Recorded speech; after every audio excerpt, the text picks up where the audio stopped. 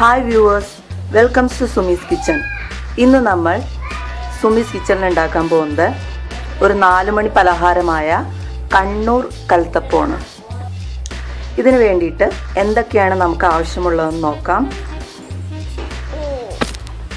1.5 glass അരിയാണ് ഞാൻ എടുത്തിരിക്കുന്നത്. അതിൽ പകുതി പച്ചരിയും പകുതി ബിരിയാണി റൈസിൻ്റെ അരിയുമാണ് എടുത്തിരിക്കുന്നത്. പച്ചരി ആയാലും കുഴപ്പമില്ല.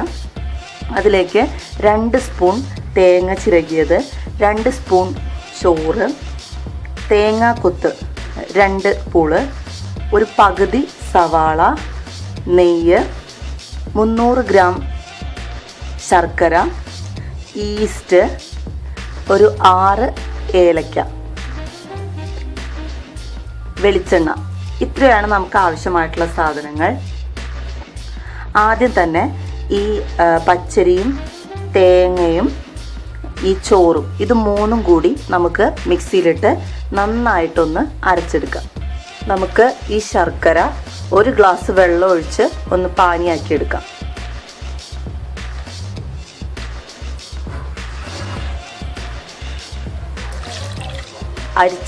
അരിച്ചെടുക്കണം, അല്ലെങ്കിൽ കല്ലുണ്ടാവും. നമുക്ക് ഇതൊന്ന് പാനിയാക്കി എടുക്കാം. നമ്മൾ അരിയും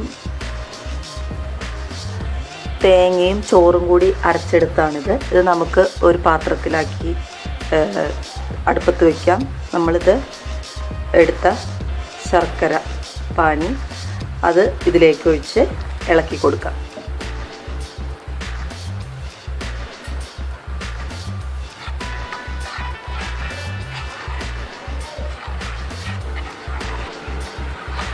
ഇതൊന്ന് നല്ല ഹൈ ഫ്ലെയിമിലിട്ട് നമുക്കൊന്ന് ഇളക്കി കൊടുക്കാം. തിളയ്ക്കണ്ട, ചൂടായാൽ മതി.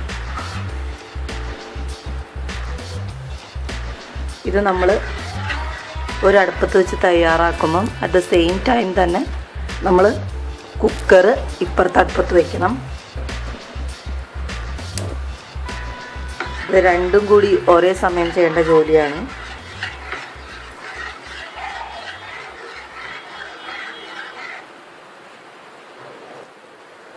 നമ്മുടെ കുക്കറിൽ നമുക്ക് നെയ്യും വെളിച്ചെണ്ണയും ഒഴിച്ചു കൊടുക്കാം.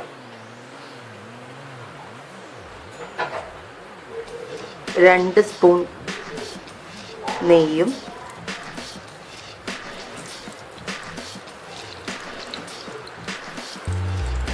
അത്രയും തന്നെ വെളിച്ചെണ്ണ.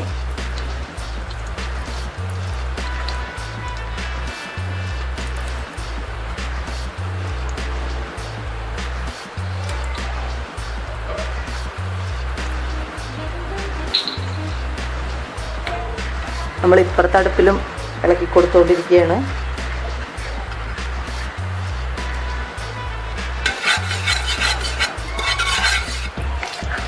ഇനി നമുക്ക് ഇതിലേക്ക് തേങ്ങാക്കൊത്തും സവാളയും ഇട്ട് കൊടുക്കും.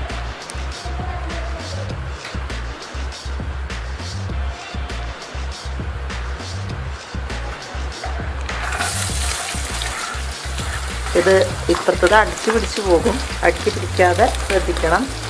കുക്കർ നമുക്ക് സിമ്മിലിടാം.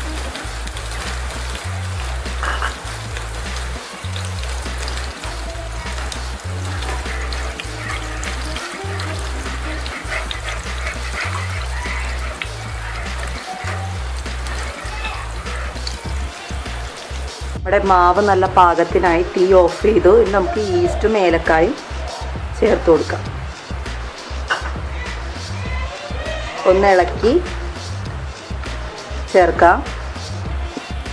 നമുക്കിനി ഈ തേങ്ങാക്കൊത്തും ഇതിലേക്ക് ഈ മാവ് ഒഴിച്ചു കൊടുക്കാം.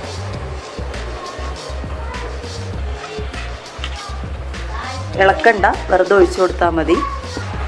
നമ്മൾ കുക്കറിൻ്റെ വിസിലെടുത്ത് മാറ്റിയിട്ടാണ് അടച്ചു വെക്കുന്നത്.